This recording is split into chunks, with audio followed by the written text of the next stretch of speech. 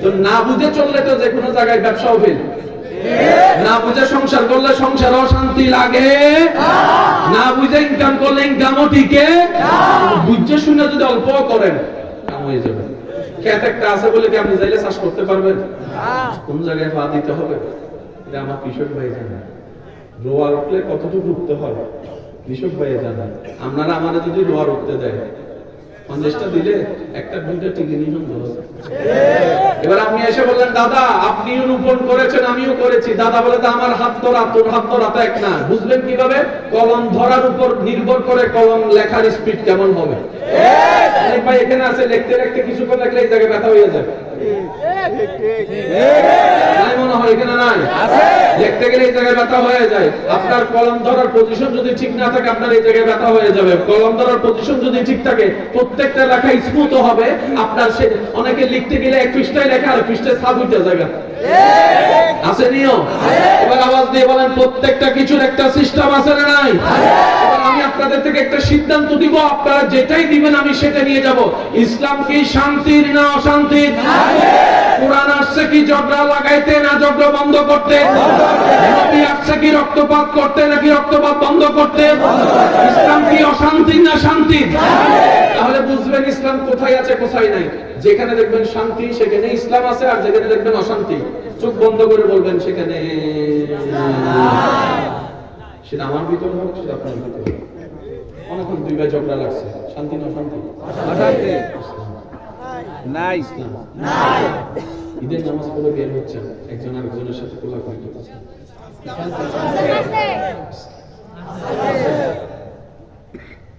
এর চেয়ে সহজ কিভাবে বলতে জানতে হয় আমার জানা না। তবে এতটুকু মনে রাখবেন তর্ক বিতর্কের নাম ইসলাম নয়, মুহাব্বতের নাম ইসলাম। ধাক্কা ধাক্কি গুতাগুতি ঠেলাঠেলির নাম ইসলাম নয়। আল্লাহ এবং নবীর নামে সব মুসলমান ভেদাভেদ ভুলে বুকে বুক মিলিয়ে কোলাকুলি করার নাম ইসলাম। বাঁচবেন আর কয়দিন? কত মানুষ তো চলে গেল, চেহারা আর দেখা যাবে না এই পৃথিবীতে।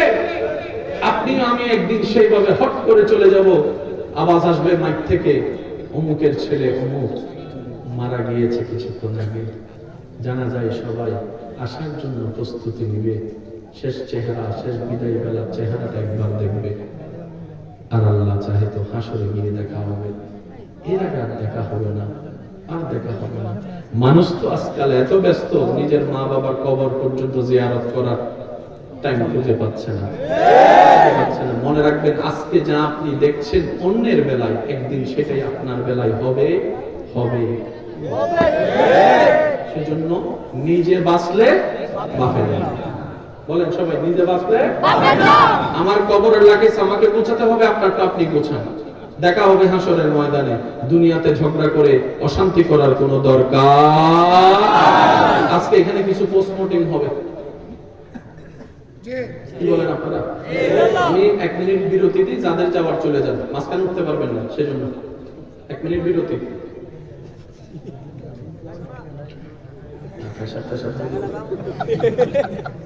যদি মিসকল মারে 5 মিনিটের ভিতর না আসলে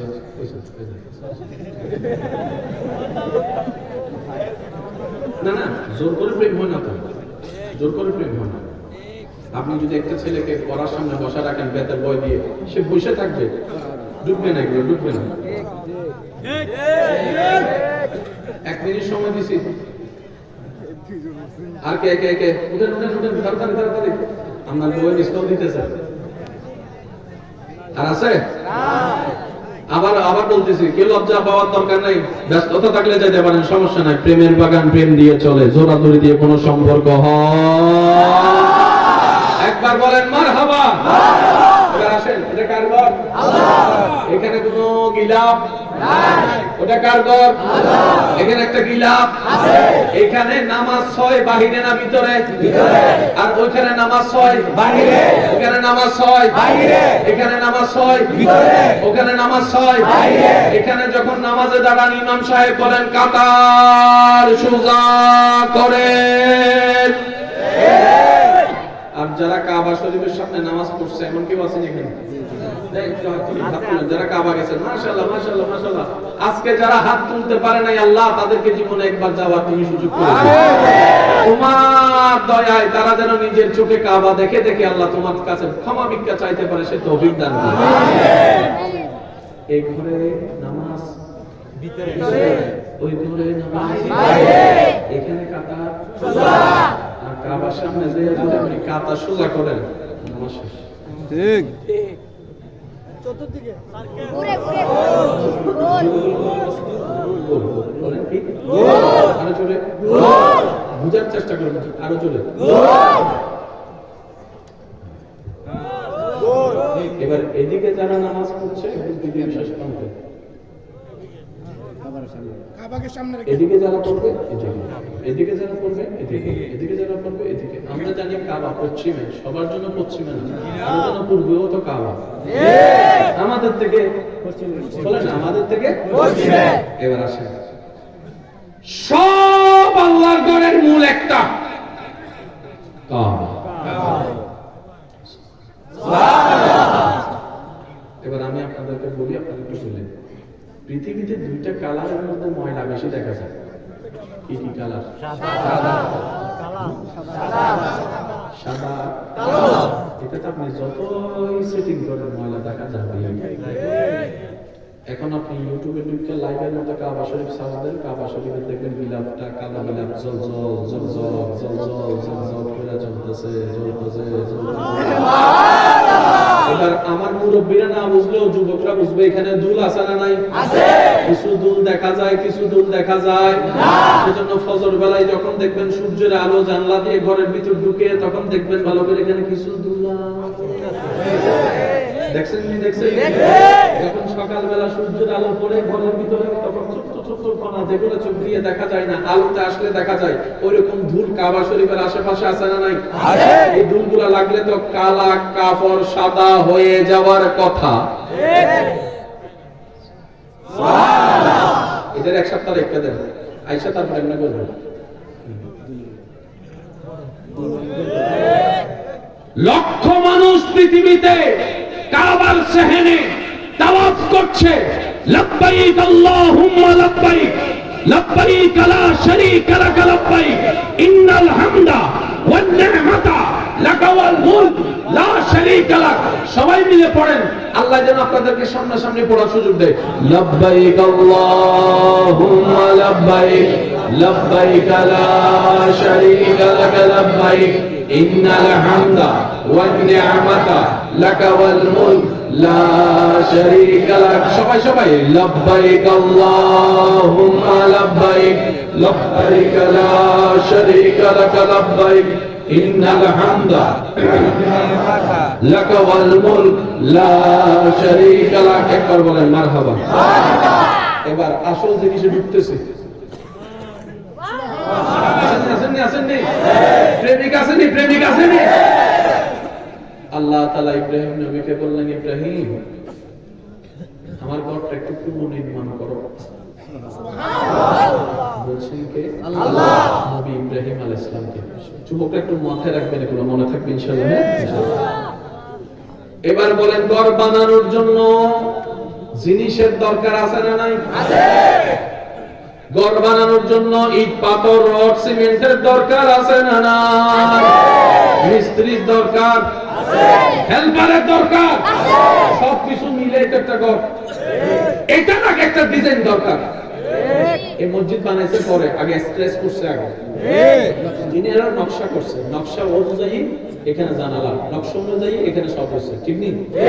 এবার শুনেন প্রেম জিনিসটা দেখেন। আল্লাহ ইব্রাহিম নবীকে বললেন, ইব্রাহিম ঘরটা একটু পুনর্নির্মাণ করো। ইব্রাহিম নবী বললেন, আল্লাহ আপনি হুকুমদাতা, আমি গোলাম, আপনি বললে তো আমি করতে প্রস্তুত।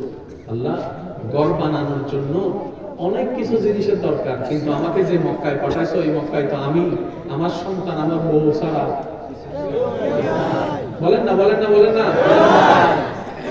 সিমেন্টের দোকান নাই, আমি কইতাম না, আপনারা কইবেন সিমেন্টের দোকান নাই, রডের দোকান নাই, টাইলসের দোকান নাই। আল্লাহ জিনিস লাগবে তো, কিচ্ছু তো নাই।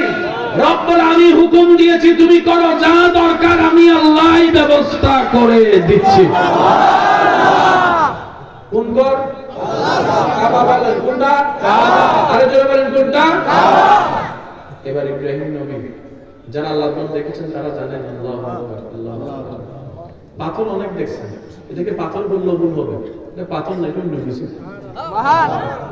মানুষ বীর পছন্দ করে না, কিন্তু কাবা শরীফ ধরার জন্য, বিলাপ ধরার জন্য হযরত ওসমান মধ্যে অনেকে কয় মরে গেলে যাই আমরা তারপর দইরা দেব। ঠিক বলেন ঠিক? এর আরেকটা মজার বিষয় বলি, এটা অন্যভাবে দিবেন না। পুরুষ নারী এক জায়গায় হতে পারে না, এটা দুনিয়াবি একটা বিষয় আছে, কিন্তু কাবার সামনে কে পুরুষ কে নারী কোন দেশে কিচ্ছু আর কোনো খবর নাই, শুধু চলছে আর চলছে। নজরটা কাবার দিকে, নজরটা কাবার দিকে, নজরটা কাবার দিকে। কোথায় যে হারিয়ে যায় বিশ্বাস করেন, কাবার সামনে না গেলে আপনি সেটা অনুভব কখনো করতে পারবেন না। কাবার সেখানে একটা ইফতিজিং হয়েছে বলে শুনান? বলেন না, ইফতিজিং হয়েছে শুনান?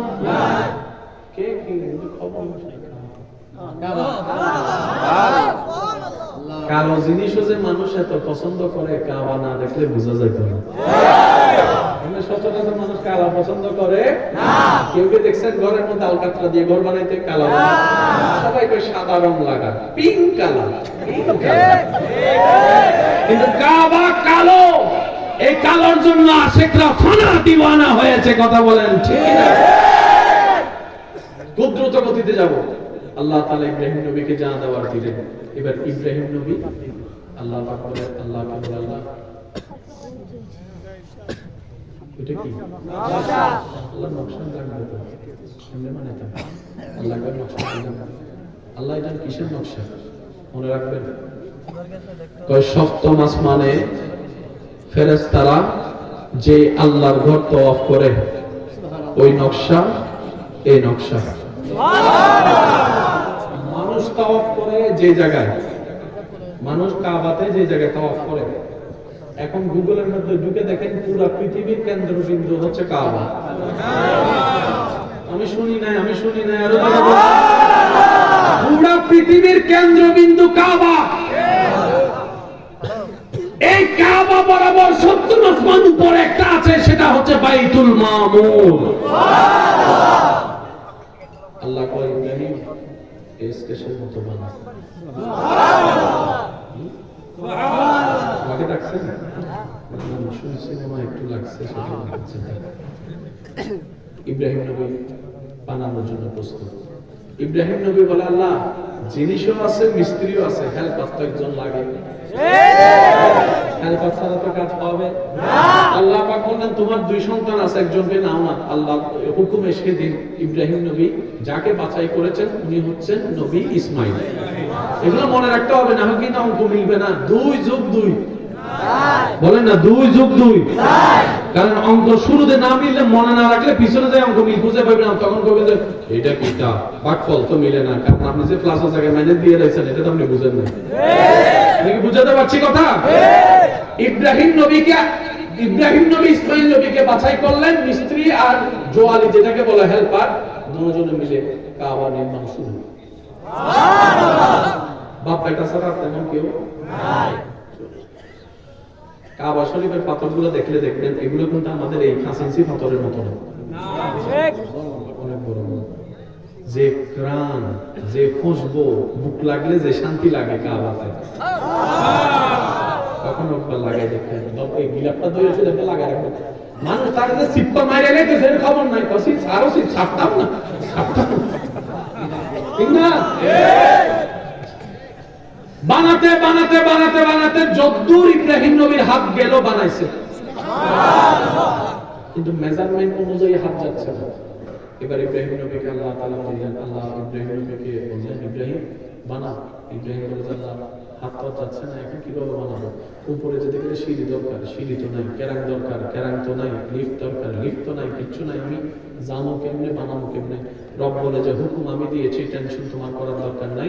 আমি আল্লাহ তোমার জন্য একটা লিফট পাঠিয়ে দিচ্ছি, লিফট পাঠিয়ে দিচ্ছি, লিফট আমি একটা লিফট পাঠিয়ে দিচ্ছি। সেই লিফট হচ্ছে এমন পাথর, যে পাথরে তুমি দাঁড়াবা, মুখে আওয়াজ করা লাগবে না, মনে মনে চিন্তা করবা উপরে যাবো না নিচে যাবো না, ডাইনে না বামে, তুমি মনে মনে নিয়ত করবা পাথর এটা লিফটের কাজ করবে জায়গায়।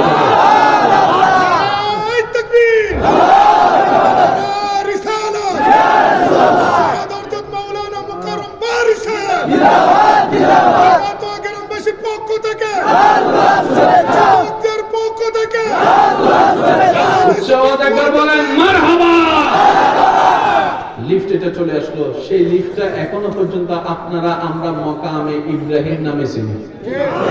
পৃথিবীর সর্বপ্রথম লিফট। প্যার সে কহো না ইয়ার সুবহানাল্লাহ। এত কিপটামি করেন কেন রবের প্রশংসা করতে? জোরে জোরে বলেন সুবহানাল্লাহ। সুবহানাল্লাহ বলে লাভ না লস, আপনারা কি খেয়াল করে দেখেন। সুবহানাল্লাহ বলে আমরা আল্লাহর পবিত্রতার বর্ণনা দিই, পবিত্রতার ঘোষণা দিই, ঠিক না? কোন জবান দিয়ে? অপবিত্র জবান দিয়ে। আমাদের জবান কি? অপবিত্র। পবিত্রতার জন্য ঘোষণা দিচ্ছি কার? আল্লাহ।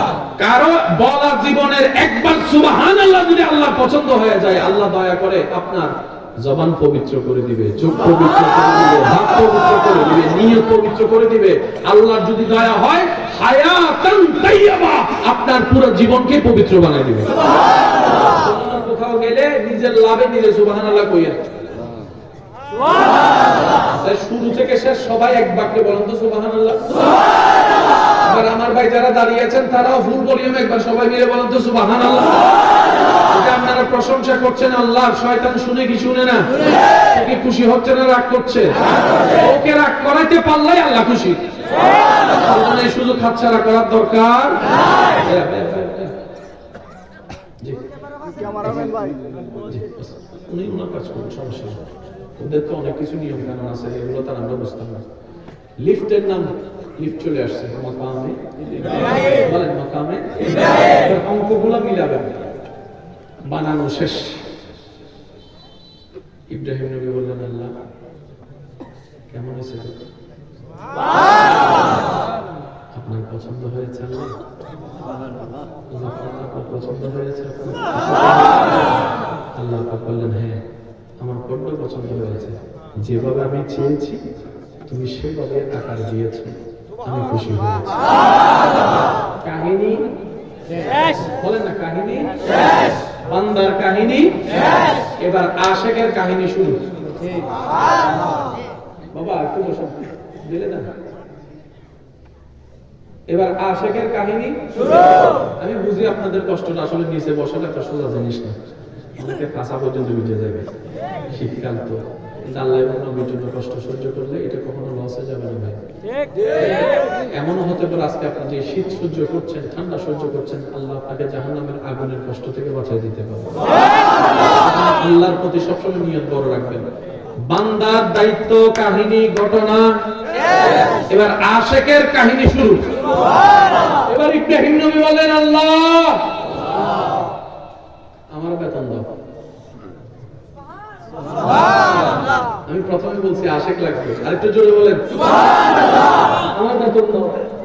আল্লাহ কয় কি এর বেতন? ইব্রাহিম নবী বলে আল্লাহ আমারে তুমি বানাইছো পাঠাইছো, আমার ডিউটি তো ঘর বানানো না, আমার ডিউটি হচ্ছে ইসলাম প্রচার করা, এটা তো ওভার টাইম। আমার কাজই হচ্ছে কালিমার দাওয়াত দেওয়া, আমার কাজই হচ্ছে যে মানুষকে মূর্তি পূজা থেকে ফিরিয়ে আনা। ঘর বানানো তো আমার লিস্টিতে ছিল না।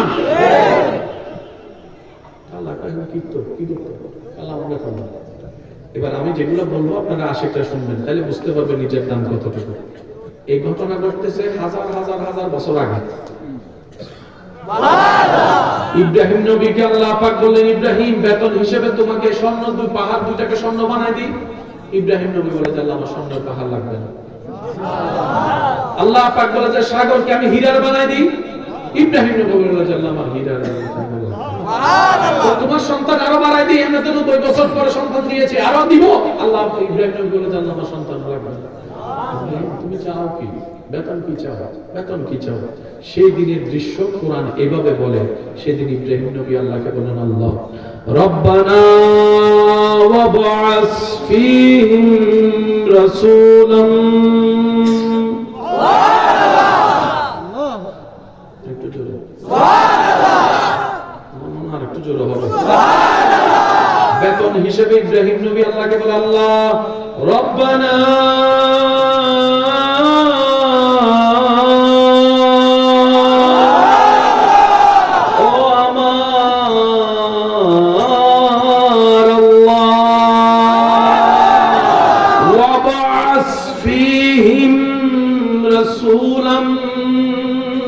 আল্লাহ তোমার লিস্টের ভিতরে যেই নবী রাসূল এখনো আসা বাকি আছে, ওই নবীদের চাইতেও সম্মানী হচ্ছে রাসূল। আল্লাহ আমাকে ওই রাসূল দাও, ওই রাসূল যেন আর কারো বংশ দিয়ে না আসে, আমি ইব্রাহিমের বংশধর।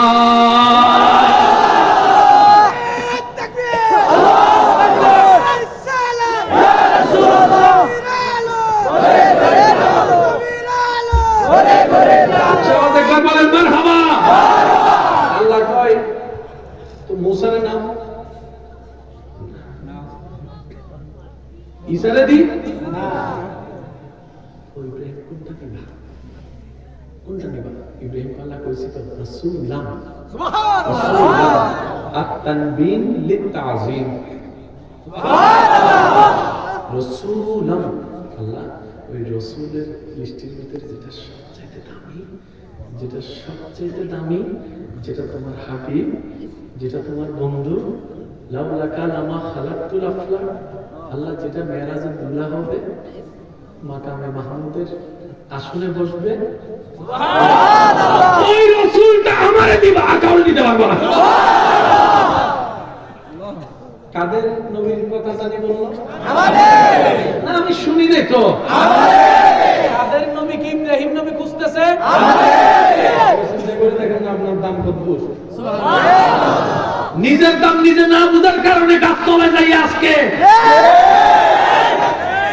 আল্লাহ আপনার সম্মান দিয়ে আসমানে তুলে দিতে, আপনি এখানে বসে চিন্তাই সুবহান রাব্বিল আলা বলছেন, হাজার কোটি পথ পার হয়ে সে আওয়াজ ওখানে চলে যাচ্ছে।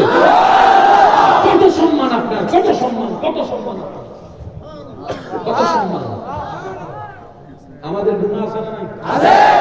কোনো গুনাহ নাই, সেই হিসেবে আমাদের চাইতে ফেরেশতা দামি, কিন্তু আল্লাহ পাক বলে যে না, আমার কাছে মানুষ দামি। সেজন্য আপনাকে দিয়ে ফেরেশতা ডিউটি করাচ্ছে না, কিন্তু ফেরেশতা দুইটারে দিয়ে আল্লাহ আপনার ডিউটি করাচ্ছে। সুবহানাল্লাহ। আমার দাম কত? ফেরেশতা আপনার ডিউটি করছে।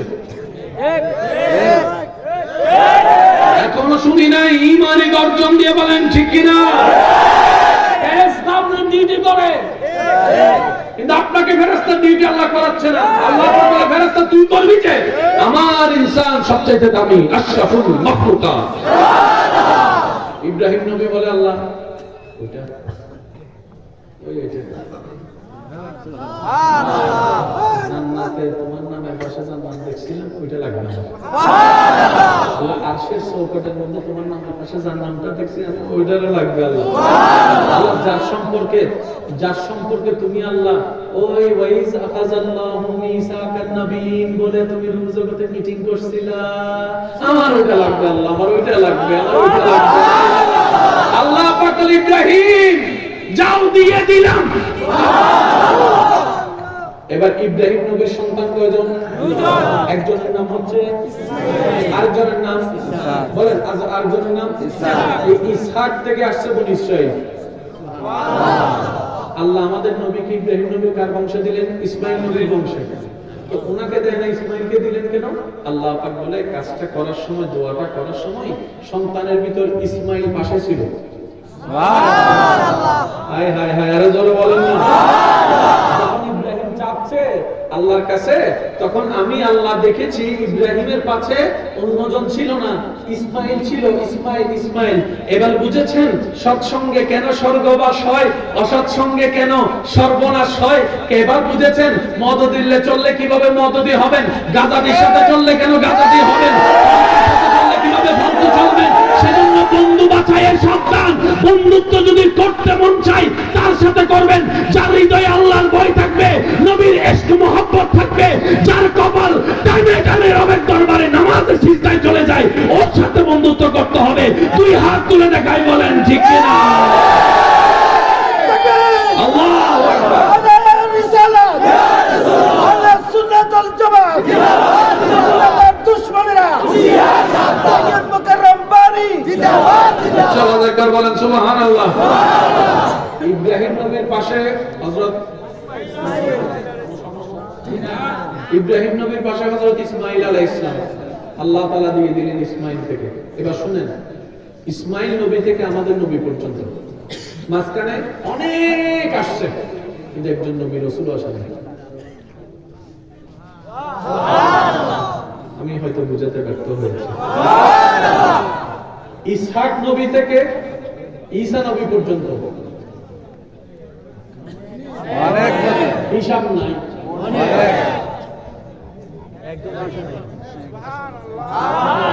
আবার বলছি, 2 মিনিট বিরতি। আমাকে বিরক্ত করেন না প্লিজ, যাদের যাওয়ার উঠে যান। মনোযোগ নষ্ট হয়ে যায় না একটু নড়াচড়া হলে? এটা আমার না, সবার হয়। একটু মেহেরবানি। সমস্যা মানুষের থাকতে পারে, কথা বলেন না। ওনার কি সমস্যা সেটা আমরা কেউ জানি না। হতে পারে ওনার সন্তান অসুস্থ হয়েছে, ওনার কাছে কি এখন মাহফিল দাম না সন্তানের সেবা হবে না? তো কারো ওটাটা অন্যায় নয়, কিন্তু পরিবেশ বুঝে উঠতে হয়। এটা আমার একজনের কারণে 10 জনের কিনা হয়। এখানে মানুষের কোনো অভাব আছে? যদি বলেন না মানুষের কোনো অভাব আছে, মানুষ লাগবে না, আশিক লাগবে। ঠিক আছে, একবার বলেন মারহাবা। আমার কথায় কোনো কষ্ট পাচ্ছেন না? ইব্রাহিম নবীর সন্তান ইসমাঈল, ইসমাঈল নবী থেকে আমাদের নবী পর্যন্ত মাঝখানে একজন নবীও আসেন, একজন রাসূল এসেছেন, আসেন। যে একজন আসছে সেটা সবার ইমাম হয়ে আসছে। একজন আসছে, শুধু অনলি ওয়ান।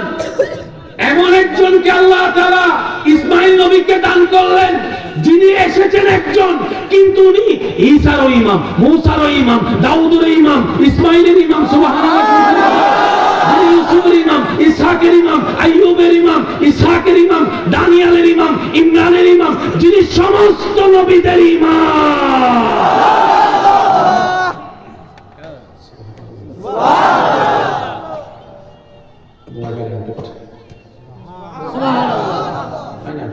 শেষ। এবার ইব্রাহিম নবী বলে, আল্লাহ কাজ করতে গেছি, কিছু কাজ তো জিনিস বাকি থেকে যায়, তুমি যতই করেন কিছু হলো বাঁচবে, ঠিক না? আল্লাহর ঘর বানানোর পরে যা কিছু বাকি ছিল, আল্লাহ তাআলা বললেন, ইব্রাহিম সেগুলোকে তুমি আকাশের দিকে বাতাসে ছুটে মারো। যা আছে নিয়ামত, যা আছে ছুটে মারো। ইব্রাহিম নবী বললেন, আল্লাহ এটাতে কি হবে? বলে যে তুমি ছুটে মারো, আমার কাছে আমি করছি।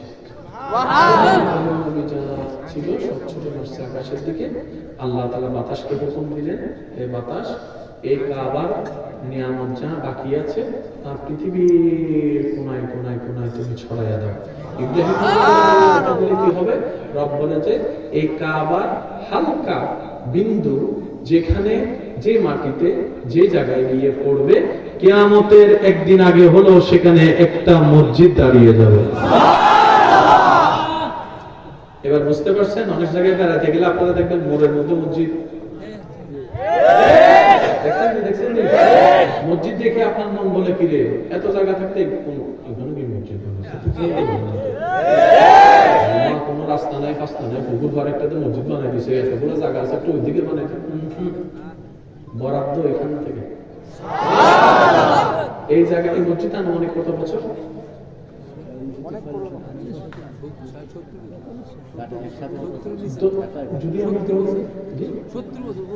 70 বছর। না সুবহানাল্লাহ কে দেন বলে যায় কই? এমন ভাবে সুবহানাল্লাহ কোন যেন শয়তানের গালে জুতার বাড়ি পড়ে, ওইভাবে বলে। আচ্ছা আরো জোরে বলে। কষ্ট হচ্ছে না তো আপনাদের? কত বছর? যিনি জায়গা দিয়েছেন উনি এখন দুনিয়াতে নাই। ওনার কি জায়গা এটাই ছিল না আরো জায়গা ছিল? আরো জায়গা ছিল বলে তো দুইটা দিয়েছেন। বুঝতে পারছেন না কথা? তো ওনার এতগুলো জায়গা থাকতে উনি এটা দিলেন কেন? ওনার মন চেয়েছেন। ওনার মন চাইলে কেন?